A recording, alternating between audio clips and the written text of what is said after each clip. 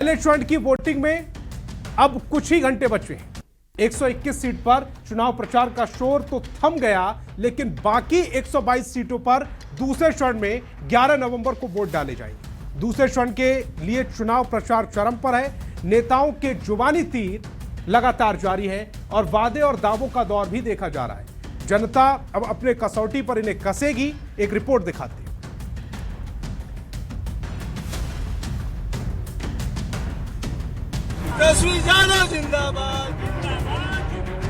बिहार विधानसभा के पहले चरण के चुनाव के लिए मतदाता वोट डालने की तैयारी में है, लेकिन बिहार में अभी दूसरे चरण का चुनाव शेष है। ऐसे में न तो नेताओं के जुबानी तीर थम रहे हैं, न ही सियासी तल्खी ही कम होने का नाम ले रही है। बिहार में दूसरे चरण के चुनाव में 122 सीट पर 11 नवंबर को वोट डाले जाएंगे। इसके लिए चुनाव प्रचार चरम पर पहुंचता जा रहा है। किशनगंज पहुंचे सीएम नीतीश कुमार ने जनसभा को संबोधित करते हुए 20 साल के अपने रिकॉर्ड को जनता के सामने पेश किया और विपक्ष को जबरदस्त घेरने की कोशिश की। तो जब वो लोग था तो कोई चीज नहीं करता था और हम लोगों को जैसे ही मौका मिला हम लोगों ने कर दिया सब काम। तो एक एक तरह से सारा का सारा काम किया। नीतीश कुमार चुनाव प्रचार में एक्टिव दिख रहे हैं, तो उन्हें टक्कर देने के लिए महागठबंधन के सीएम फेस तेजस्वी यादव भी कम जोर नहीं लगा रहे। पश्चिम चंपारण के रामनगर में तेजस्वी ने पढ़ाई, दवाई, कमाई और रोजगार के मुद्दे पर सरकार को घेरा और जनता से सेवा करने का एक मौका मांगा। रामनगर के लोगों, मेरे पिता ने ही जो है पुलिस जिला बनाया था। तेजस्वी को एक मौका मिलेगा तो इसको प्रशासनिक जिला भी हम बनाने का काम करेंगे। भले ही बुधवार को राहुल गांधी की सभा बिहार में नहीं थी, लेकिन सेना पर दिए उनके बयान का मुद्दा बिहार में जरूर छाया रहा। रक्षा मंत्री राजनाथ सिंह ने पलटवार करते हुए सेना को धर्म के आधार पर बांटने की कोशिश का आरोप लगा दिया। सेना के बारे में जात पात के आधार पर, बहनों भाइयों, मैं समझता हूं कि चर्चा तक नहीं होनी चाहिए। हमारे सेना के जवानों का एक ही धर्म होता है, वह धर्म है सैन्य धर्म है। इसके अतिरिक्त और कोई दूसरा धर्म नहीं होता। राहुल गांधी चुनाव प्रचार से दूर रहे, लेकिन उनकी बहन और कांग्रेस महासचिव प्रियंका गांधी ने पश्चिम चंपारण के चनपटिया और हरनाटाड़ में चुनावी सभा की। थारू युवतियों के साथ झमटा नृत्य पर ठुमके भी लगाए और दिल्ली से रिमोट के जरिए बिहार सरकार चलाने का आरोप भी लगा दिया।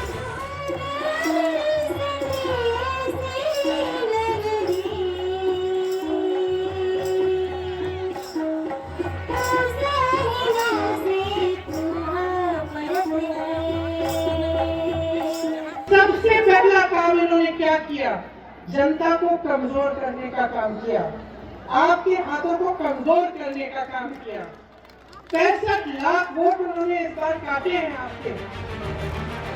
बेतिया में असम के सीएम हिमंत बिस्वा शर्मा ने भी जनसभा की। उनके निशाने पर रहे राहुल गांधी और AIMIM चीफ असदुद्दीन ओवैसी। घुसपैठियों के मुद्दे पर शर्मा ने दोनों नेताओं को निशाने पर लिया और दावा किया कि राम लक्ष्मण को पूजने वाला ही बिहार का मुख्यमंत्री बनेगा। बीजेपी को जब आप वोट डालते हो ना, मोदी जी ताकतवर होते हैं। एक एक वोट से मोदी जी ताकतवर होते हैं और जब मोदी जी ताकतवर होते हैं तो देश से बाबा और औरंगजेब लोग गायब हो जाते हैं। अभी अगले 5 दिन तक न तो चुनावी शोर थमेगा, न ही नेताओं की तरकश में जमा जुबानी थी। हर एक बात और हर एक मुद्दे उठेंगे, जनहित की बातें होंगी, तर्कों से खुद को बेहतर साबित करने की कोशिश होगी और इंतजार होगा 11 नवंबर को दूसरे चरण के चुनाव का। Bureau report, news 18।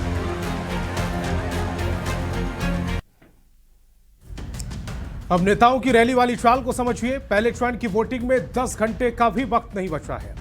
जिले की 121 विधानसभा सीटों पर वोट डाले जाएंगे। बाकी बचे 122 सीटों पर दूसरे चरण में 11 नवंबर को वोटिंग होगी। दूसरे चरण के लिए चुनाव प्रचार चरम पर है। मुख्यमंत्री समेत तमाम बड़े नेता ताबड़तोड़ चुनावी रैलियां, चुनावी सभाएं कर रहे हैं। प्रधानमंत्री मोदी कल भागलपुर और अररिया में चुनावी सभा करेंगे और मुख्यमंत्री, नेता प्रतिपक्ष तेजस्वी यादव समेत तमाम बड़े नेता लगातार प्रचार कर रहे हैं। दूसरे और आखिरी चरण की जोर आजमाइश में नेता जुटे हुए हैं। अपनी अपनी जीत को लेकर सभी पार्टियों के नेता जोर लगा रहे हैं। विरोधियों पर नीतीश के लगातार हमले वाली चाल को समझिए। सीएम नीतीश कुमार लगातार विरोधियों पर निशाना साध रहे हैं। अपनी हर चुनावी सभा में 20 साल पहले के जंगल राज का नीतीश कुमार जिक्र करते हैं। लालू राबड़ी के शासनकाल की याद दिलाकर प्रहार किया जाता है। विरोधियों को पुराने दौर के शासनकाल की याद दिलाई जाती है। अपने 20 साल के कामकाज का हिसाब जनता को दिया जाता है। बदहाली से विकास के रास्ते पर बिहार को लाने का दावा भी होता है। हर तबके को विकास की मुख्यधारा से जोड़ने की बात कही जा रही है। विरोधियों पर हमले कर रहे हैं नीतीश कुमार। चुनावी रण में बेहद एक्टिव नजर आ रहे हैं। चुनाव के आखिरी रण में तेजस्वी की हुंकार को समझिए। एनडीए को टक्कर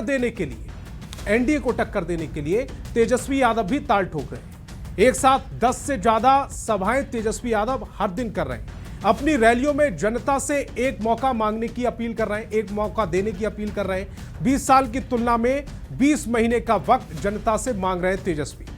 पढ़ाई, दवाई, कमाई और रोजगार के मुद्दे पर सरकार को घेर रहे हैं। जनता से सेवा करने का एक मौका तेजस्वी यादव लगातार मांग रहे हैं। युवाओं को सरकारी नौकरी और रोजगार का वादा तेजस्वी यादव हर मंच से कर रहे हैं।